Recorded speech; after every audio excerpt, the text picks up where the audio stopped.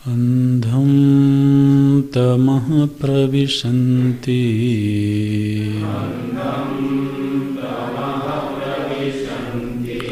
ये सम्भूतमहामाया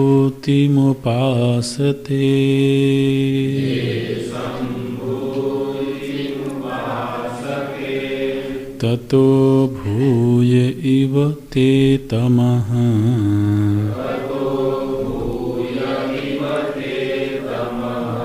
य सम्भूत्यागं रताः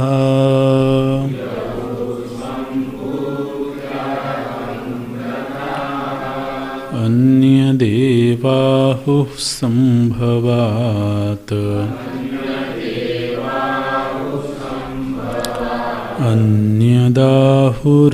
अन्यदाहुरसम्भवात्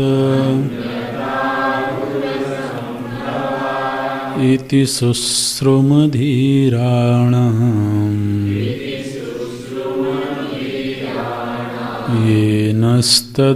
येनस्तद्विचक्षिरे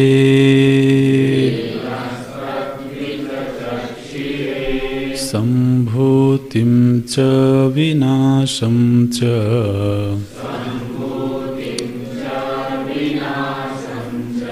यस्तद्वेदो भयगं सः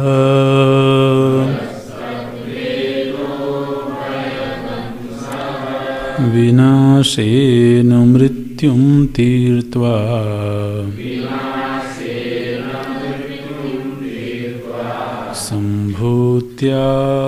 सम्भूत्यामृतमश्नुते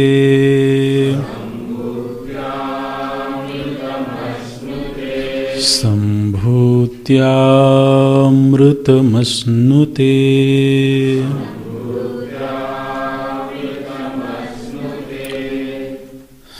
यतः एवं अतः समुच्चयः सम्भूति असम्भूत्युपासनयोः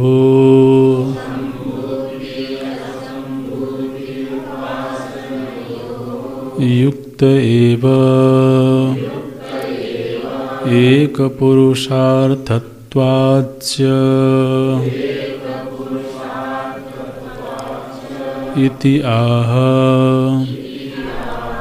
सम्भूतिं च विनाशं च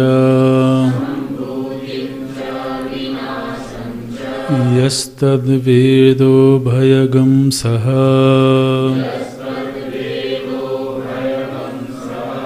विनाशेन विनाशो धर्मः यस्य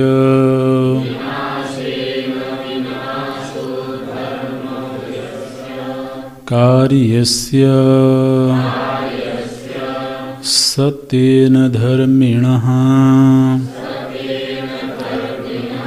अभेदेन उच्यते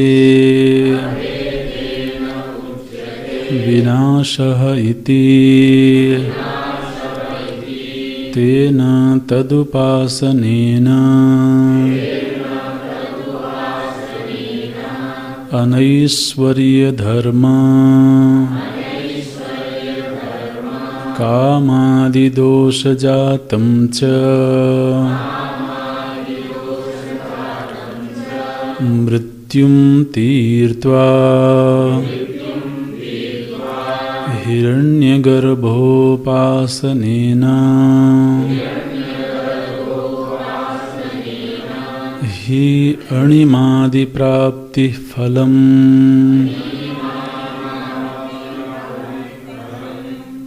हिरण्यगर्भोपासनेन हि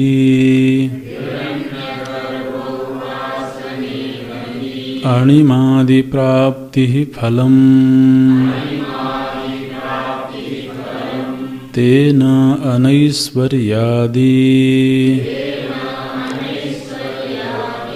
मृत्युम् अतीत्य असम्भूत्या अव्याकृतोपासनया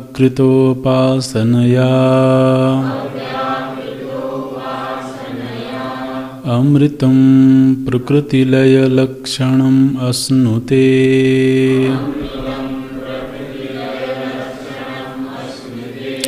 सम्भूतिं च विनाशं च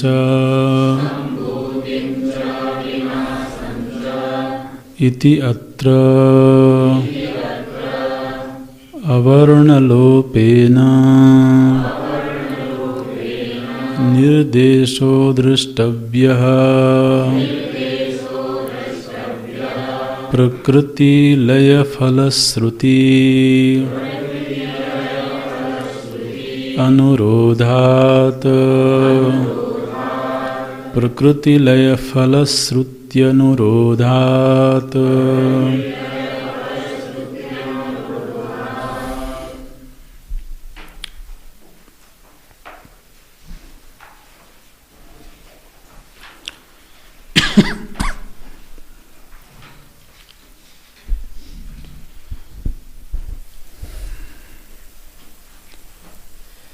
संभूति की उपासना से अणिमादि ऐश्वर्य की प्राप्ति होती है और असंभूति की उपासना से प्रकृति लय की सिद्धि होती है। इन दोनों ही उपासनाओं का पृथक पृथक फल आचार्यों के द्वारा सुना जाता है। ये दोनों ही उपासनाएं उच्च कोटि के साधक के द्वारा की जाती हैं। जो असंभूति की उपासना है वो अपने चित्त को उस भूमिका में ले जाता है जहाँ मानो कि सब कुछ प्रलय हो गया है। पृथक रूप से किसी भी वस्तु की उपलब्धि नहीं हो रही है, अर्थात किसी भी विषय के आकार की वृत्ति नहीं बन रही है। एक तरीके से अभाव प्रत्यालंबना वृत्ति हो गई। वो लय की स्थिति है और जब प्रयत्न पूर्वक इस स्थिति को प्राप्त किया जाता है तो उसमें चित्त का वैभव प्रकट होता है। जो इस लय साधना का जो लोग अभ्यास करते हैं उनकी जो उपलब्धियां हैं वो भी कोई साधारण उपलब्धि नहीं है। पहली बात तो ये है कि उनको चित्त की समाहित अवस्था प्राप्त होती है जो किसी भी साधना में अत्यंत उपयोगी है। दूसरा, जो चित्त का वैभव है, चित्त का वैभव माने चित्त की जो सामर्थ्य है, उस सामर्थ्य का विकास होता है। चित्त की सामर्थ्य क्या है? तो उसकी जो स्मरण शक्ति है, जो सूक्ष्म विषय का चिंतन करने की सामर्थ्य है, दूरदृष्टि है, ये सब सामर्थ्य चित्त में है। ये सामर्थ्य प्रकट होती हैं। प्रतिभा का विकास होता है और किसी भी विषय के मर्म को स्पर्श करने की सामर्थ्य प्राप्त होती है। इसलिए ये जो असंभूति की उपासना है यह भी अपने आप में बड़ी मंगलमयी है। और जितने योगी हैं जो इस तरह की उपासनाएं करते हैं, उनके जीवन में देखा जाता है कि उनकी जो स्मरण शक्ति है, जो किसी भी सूक्ष्म विषय को सहजता से समझ लेने की सामर्थ्य है, वो इन्हीं साधनाओं की बदौलत प्राप्त होती है। और चूंकि श्रुति में इस तरह की उपासनाओं का विधान है, तो निश्चित रूप से वो कोई साधारण उपासना नहीं है। और ज़्यादा दीर्घकालिक यदि इस उपासना की सिद्धि होवे, तो वो दीर्घ काल के लिए समाधि में जा सकते हैं, दीर्घ काल पर्यंत वो समाधिस्थ रह सकते हैं। तो इसलिए ये असंभूति की उपासना भी लोग करते हैं। दूसरा जो संभूति की उपासना है, अर्थात सगुण भगवान की उपासना है, अपने इष्ट देव की उपासना है, उससे जीवन में ऐश्वर्य प्रकट होता है। ऐश्वर्य का मतलब आप जानते हैं, ऐश्वर्य माने ईश्वरत्व भावः। तो जिसके पास में ऐश्वर्य होता है वही समर्थ होता है, वही शासक होता है। तो हमारे वेदों में और पुराणों में ये जो बात बताई गई कि उपासना करने मात्र से किसी व्यक्ति के जीवन में ऐश्वर्य प्रकट होता है, हो सकता है, यह अपने आप में अपूर्वता है। क्योंकि दुनिया के किसी भी दर्शन में, किसी भी धर्म में ये बात नहीं सुनी जाती है कि उपासना करने मात्र से कोई ऐश्वर्यशाली हो सकता है। और जिस देश के पास में ये कला है, वो देश गरीब कैसे हो सकता है? वो देश दरिद्र कैसे हो सकता है? प्रायः तो जो ऐश्वर्य का हेतु दिखाई देता है समाज में, वो है व्यापार, कर्म। तो कृषि, व्यापार आदि से ही मानव जीवन में ऐश्वर्य प्रकट होता है। सर्वत्र यही रीति दिखाई देती है। लेकिन ये बड़ी अद्भुत कला हमारे वेदों ने बताई कि कार्य ब्रह्म की उपासना करने मात्र से जीवन में ऐश्वर्य का प्राकट्य होता है। ये और किसी देश की संस्कृति में, किसी देश के दर्शन में नहीं सुना जाता है। और इसीलिए इस देश में माने दुनिया के लोगों को आश्चर्य होता है कि जो व्यक्ति एक कुटिया में रहता है, थोड़े से वस्त्रों में जीवन गुजारता है, उसके पास में भी इतना ऐश्वर्य हो सकता है। ये कौन सा जादू है, कौन सी कला है?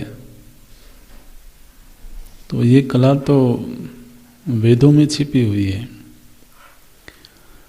तो जबकि हमारे पास में ये धरोहर है, हमारे पास में ये रहस्य है, और फिर भी यदि हम दरिद्रता का राग अलापते रहें, तो वो अपनी नाकामी है। तो श्रुतियों ने तो बता दिया कि अगर ऐसा उपाय करोगे तो ये लाभ होगा। हालांकि जो उपासक है वो कोई ऐश्वर्य पाने के लिए उपासना नहीं करता है ना। वो अपने सगुण प्रभु अपने इष्ट को पाने के लिए ही उनकी उपासना करता है। लेकिन स्वाभाविक है कि जो सारी दुनिया के मालिक हैं वो उसको दरिद्र थोड़ो रहने देंगे।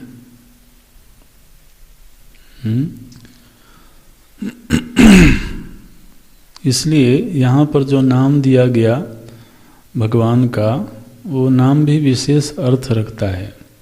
हिरण्यगर्भ, जिसके गर्भ में समस्त दिव्य चीजें हैं। तो यदि कोई उनकी उपासना करे तो वो भी हिरण्य संपन्न हो सकता है, ऐसा श्रुति कहती है। तो कार्य ब्रह्मोपासनात् अणिमादि ऐश्वर्य लक्षणम व्याख्यातवन्तः।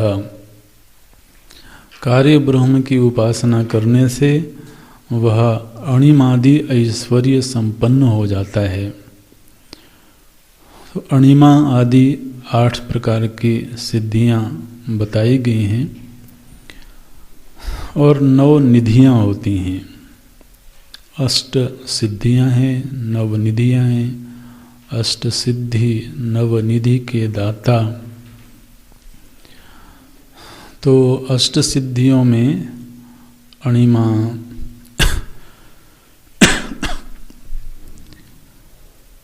अणिमा लघिमा प्राप्ति,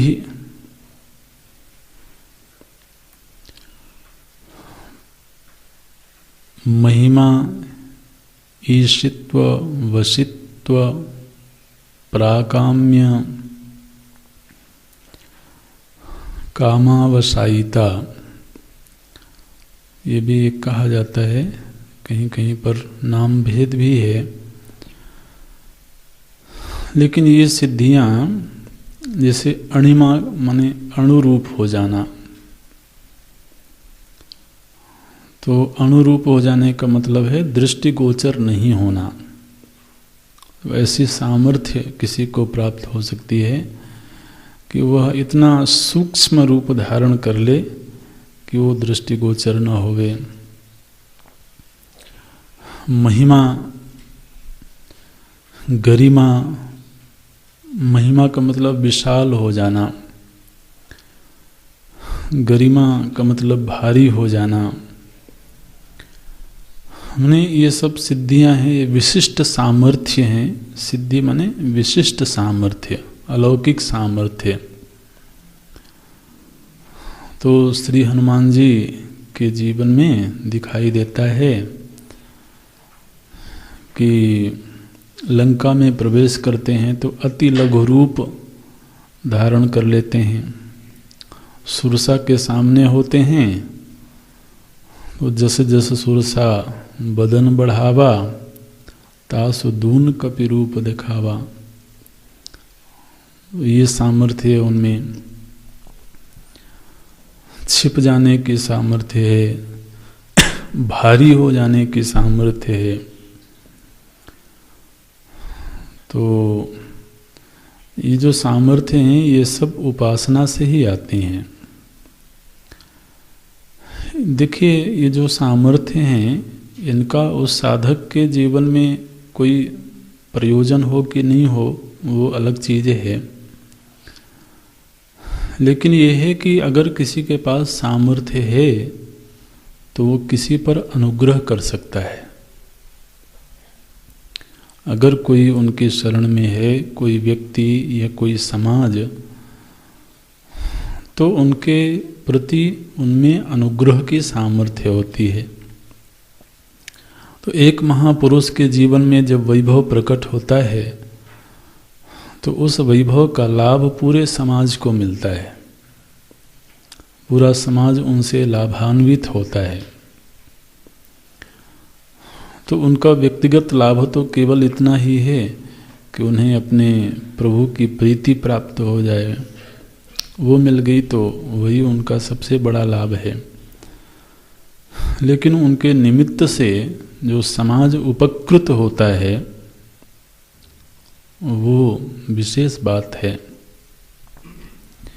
इसलिए इन दोनों उपासनाओं का पृथक पृथक फल है और विशिष्ट फल हैं, बड़े फल हैं। फिर श्रुति चाहती हैं कि इन दोनों ही उपासनाओं का सह समुच्चय होना चाहिए। यतः एवं, चूंकि ऐसा हो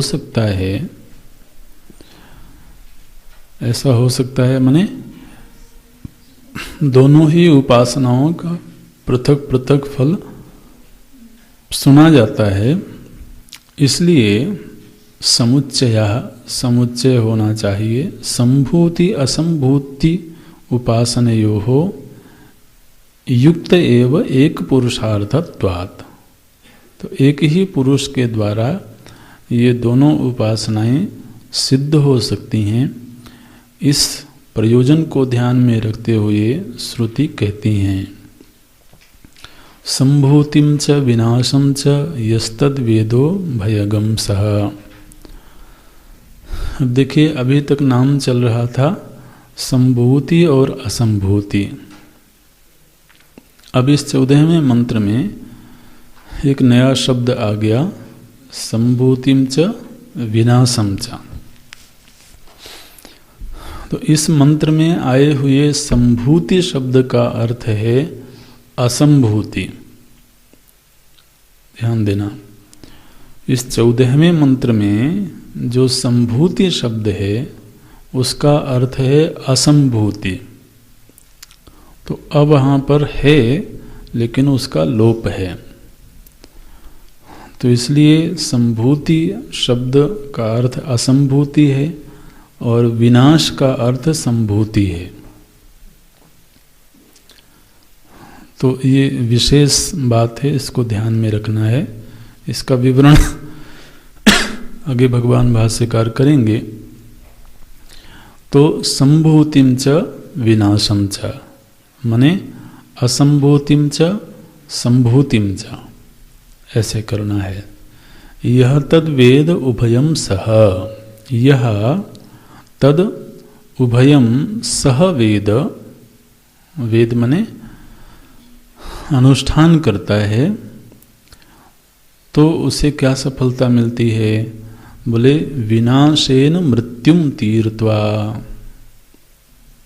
अब देखिए जी, अगर इसका सीधे वाच्यार्थ लिया जाए तो कुछ भी समझ में नहीं आएगा। श्रुति क्या कह रही हैं? विनाश के द्वारा वह मृत्यु को पार कर जाता है। अब विनाश से मृत्यु को पार कर, अरे जब विनाश हो ही गया तो फिर अब मृत्यु को पार कर जाने का क्या मतलब है? तो विनाशेन मृत्युम तीर्त्वा असंभूत्या अमृतम अश्नुते। असंभूति की उपासना से वह अमृतत्व को प्राप्त होता है। तो विनाशेन मृत्युम तीर्त्वा माने संभूत्या, विनाश का अर्थ क्या किया गया? संभूति। तो संभूति की उपासना करने से वह मृत्यु को पार कर जाता है। तो इस 14वें मंत्र में आए हुए विनाश शब्द का अर्थ संभूति है, ये ध्यान में रखना है। और यदि ये विस्मृति हो गई तो महाराज आप अगर किसी को सुनाओगे तो निश्चित रूप से आपको पागल घोषित कर दिया जाएगा कि बातों में, वाक्यों में कोई तालमेल नहीं है, कोई योग्यता नहीं है, विनाश से मृत्यु को पार कर जाता है। तो इसलिए तो श्रुति को परंपरा से ही पढ़ना होता है। अगर कोई सीधा सीधा अर्थ कर ले तो वो ना तो खुद कुछ समझ पाएगा और ना ही किसी को समझा पाएगा। तो बोलते हैं भगवान भाष्यकार, विनाशेन, पहले इसी शब्द का विवरण करते हैं। विनाशेन, विनाशो धर्मो यस्य कार्यस्य सह, जिस कार्य का धर्म विनाशशीलता है, कार्य माने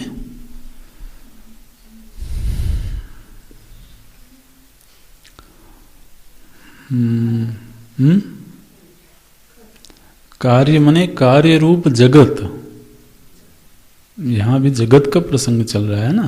कार्य ब्रह्म कारण ब्रह्म, ये तो हम पढ़ रहे हैं पिछली कक्षाओं से। तो कार्य मतलब कार्य रूप जगत, कार्य ब्रह्म का अर्थ क्या किया गया? जो जगत में उपहित चेतन है। तो जो कार्य रूप जगत है, इस जगत का स्वभाव क्या है? विनाश होना इसका स्वभाव है। तो चूंकि इस कार्य रूप जगत का धर्म है विनाश हो जाना, इसलिए कार्य का नाम ही रख दिया श्रुति ने विनाश। कार्य रूप जगत का धर्म क्या है? बोले विनाशशीलता। जैसे ब्रह्म का धर्म है अविनाश, तो भगवान का एक नाम दे दिया गया अविनाशी। कहते हैं ना, अविनाशी शब्द आता है ब्रह्म के लिए। तो इसी तरह से इस जगत का धर्म है, इसका स्वभाव है नष्ट हो जाना, विनाश हो जाना। इसलिए इस जगत को श्रुति ने कह दिया विनाश। तो विनाश का अर्थ जगत और फिर जगत में उपहित चेतन, ये ध्यान में रखना है। तो विनाशो धर्मः यस्य कार्यस्य, जिस कार्य रूप जगत का धर्म विनाश हो जाना है, सह तेन धर्मिणः, इसी धर्म की वजह से, कार्य रूप जगत के नष्ट हो जाने रूप धर्म की वजह से, तो श्रुति ने विनाश और कार्य में अभेद सिद्ध करके विनाश ही कह दिया। तो अभेदेन उच्यते विनाशः इति। तो तेन तद उपासनेन, तद उपासनेन मतलब इस विनाश की उपासना करने से, अर्थात कार्य ब्रह्म की उपासना करने से, अर्थात संभूति की उपासना करने से, तेन तद उपासनेन अनैश्वर्य धर्म, अभी मृत्यु का अर्थ कर रहे हैं। श्रुति में क्या है? विनाशेन मृत्युम तीर्त्वा। तो यहाँ मृत्यु शब्द का अर्थ क्या है? बोलते हैं अनैश्वर्य, अनैश्वर्यम अधर्म कामादि दोष जातम च मृत्युम। तो इस मंत्र में मृत्यु शब्द का अर्थ है अनैश्वर्य, अधर्म और काम आदि दोष। इस मृत्यु को वो उपासक पार कर जाता है। विनाश की उपासना करने से, अर्थात कार्य ब्रह्म की उपासना करने से साधक मृत्यु को पार कर जाता है, माने अनैश्वर्य को पार कर जाता है, अधर्म को पार कर जाता है और काम आदि दोषों के पार चला जाता है। बोलते हैं अनैश्वर्यम अधर्म काम आदि दोष जातम च मृत्युम तीर्त्वा। इसको और खोल देते हैं अच्छी तरह से। तीर्त्वा माने हिरण्य गर्भोपासनेन ही अणिमादि प्राप्ति फलम। तो हिरण्य गर्भ की उपासना करने से वह अणिमादि की प्राप्ति को प्राप्त होता है। तो अणिमादि की प्राप्ति होने से क्या हुआ? बोले उसके जीवन में जो अनैश्वर्य था, अर्थात दारिद्र्य था, दीनता थी, वो उससे पार चला गया। जीवन में जो कदाचित अधर्म हो जाता था, अब वो अधर्म से पार चला गया और मन में जो कामादि दोष हैं वो भी शिथिल हो गए। तो यहाँ पर उपासना की भगवान भाष्यकार ने 3 उपलब्धियां बताई। अनैश्वर्य से पार चले जाना माने परिस्थिति में जो समस्याएं हैं, जो परिस्थिति जन्य दोष हैं।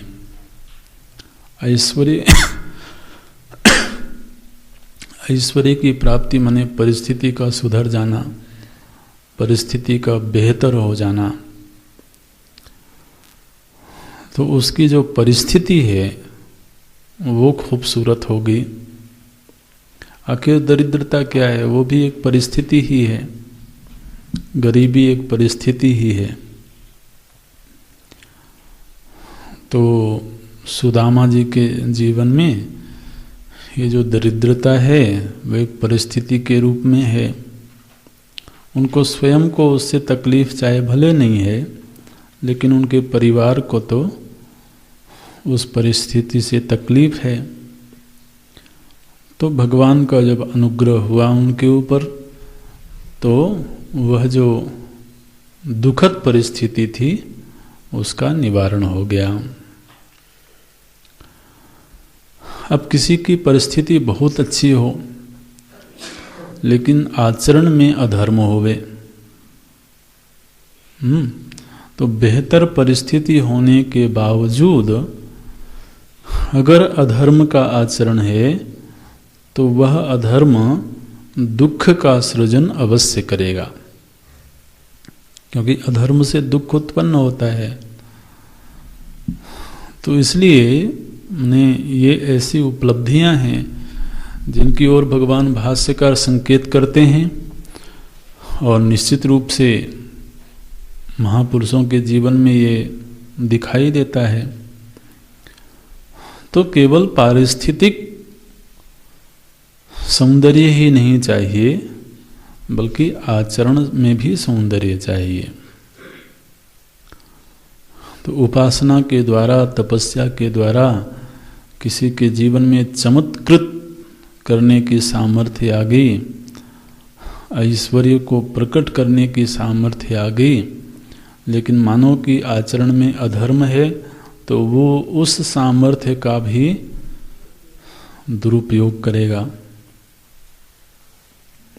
तो जैसे कई बार असुरों के जीवन में ये दिखाई देता है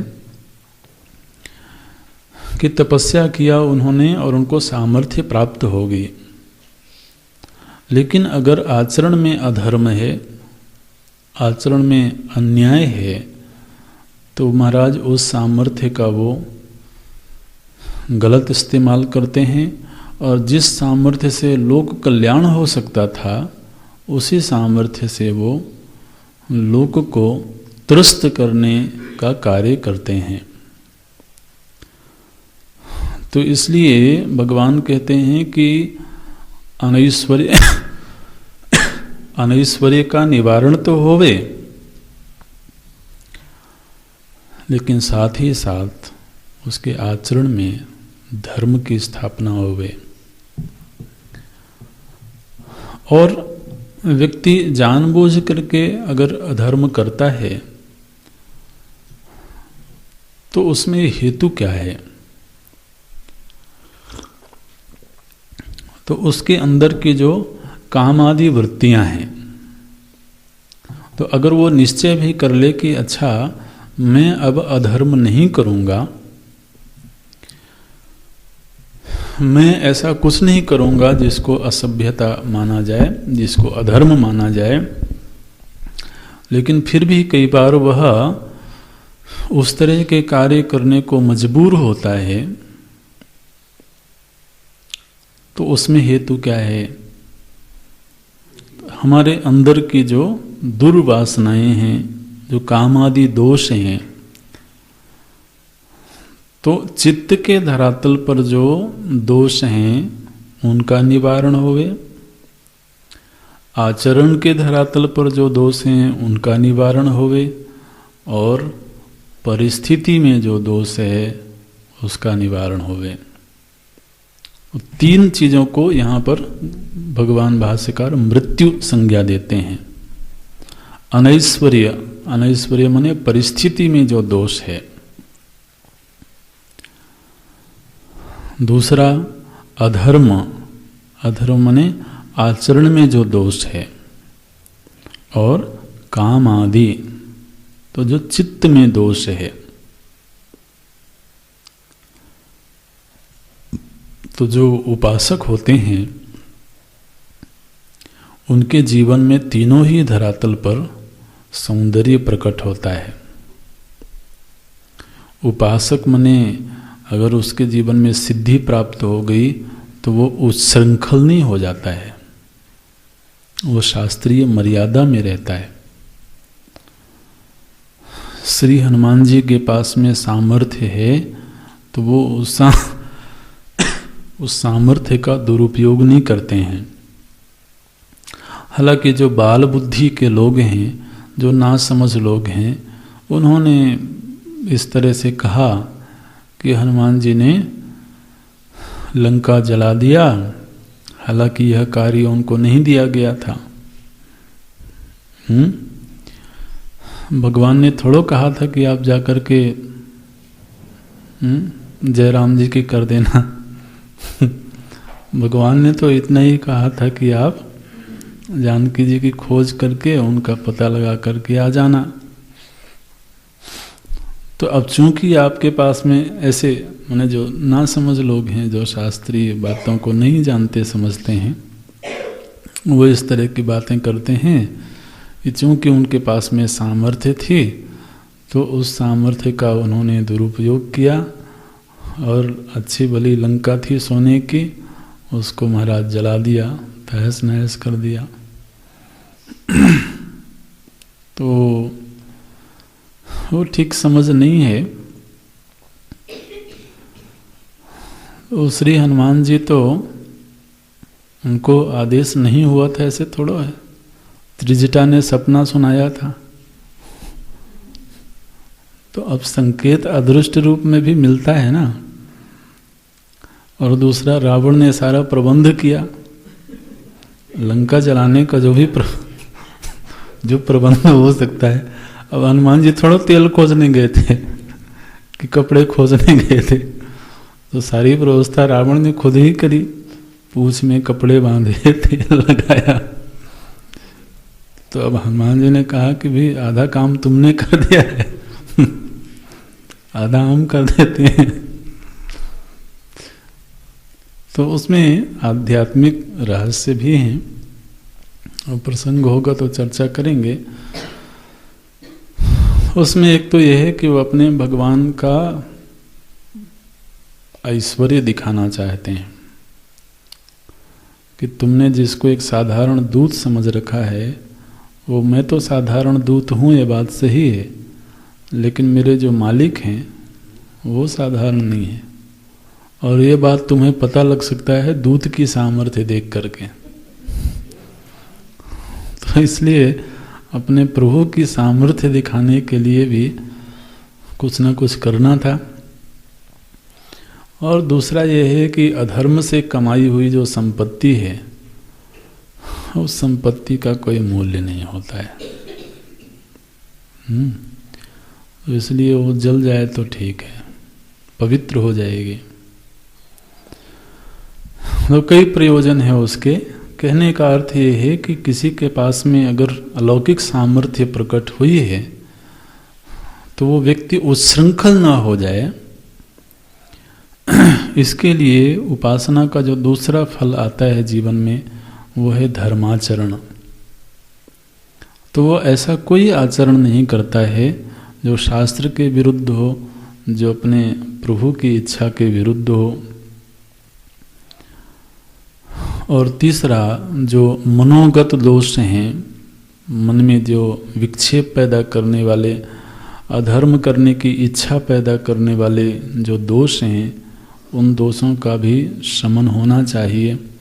और ये तीनों ही चीज़ें देखिए, भगवान भाष्यकार कहते हैं कि केवल अपने इष्ट देव की उपासना करने से सिद्ध हो जाते हैं। तो अब जब इतना कुछ हो सकता है और हम जानते हैं, इसके बावजूद अगर हम वंचित रहें, जीवन में अनैश्वर्य रहे, आचरण में हम धर्म को नहीं संभाल पावें, चित्त के दोषों को हम नहीं लांघ पावें, तब इसमें किसकी गलती है? उपाय तो सरल है, अपने प्रभु की आराधना करना।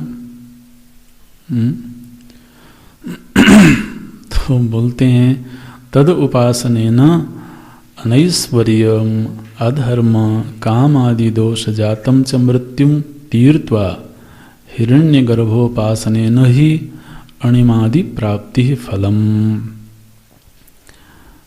तेन अनैश्वर्यादि मृत्युम अतीत्य, अनैश्वर्य आदि मृत्यु से अतीत जाकर के फिर वह असंभूति की उपासना करता है, यानी सह अनुष्ठान करता है।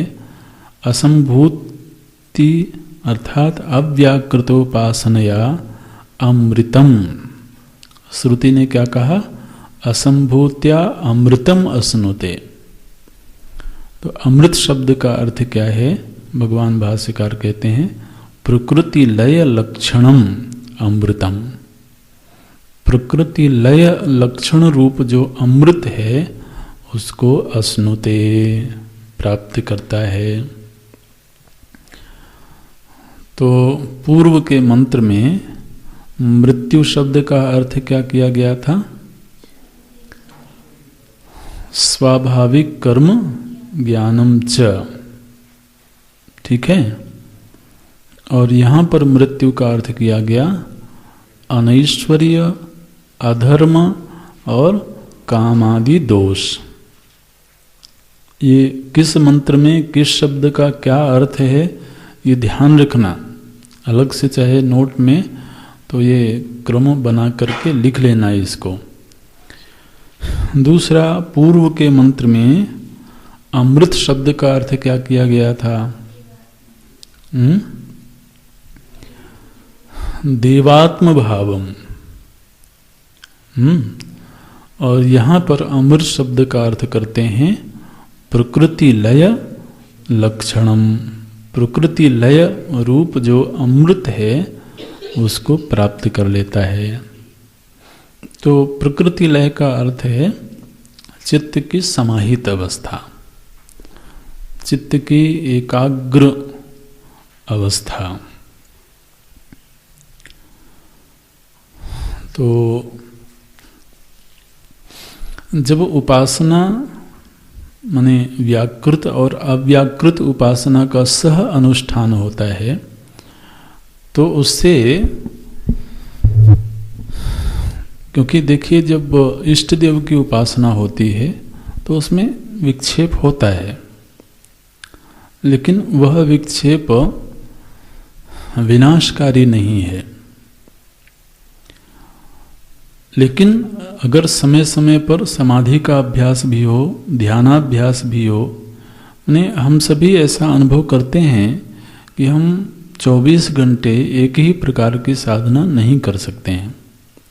जैसे उपासना में भी कभी जप करना है, कभी पूजन करना है, कभी स्वाध्याय करना है, कभी ध्यान करना है। तो ये अलग अलग समय में अलग अलग उपासनाएं होवें तो उससे तो चित्त का वैभव भी प्रकट होता है और जो उसके दोष हैं उन दोषों का निवारण भी होता है।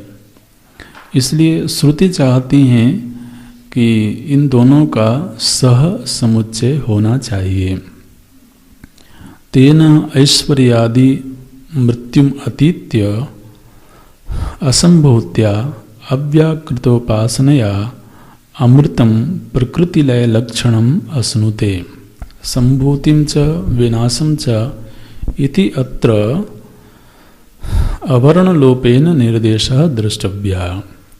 प्रकृति लय फलम फलश्रुति अनुरोधात्।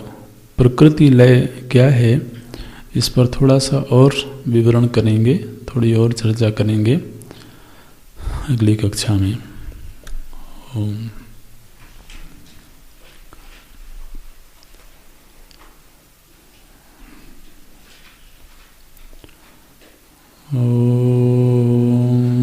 पूर्णमदः पूर्णमिदं पूर्णात् पूर्णमुदच्यते पूर्णस्य पूर्णमादाय पूर्णमेवावशिष्यते। ॐ शान्ति शान्ति शान्तिः। हरिः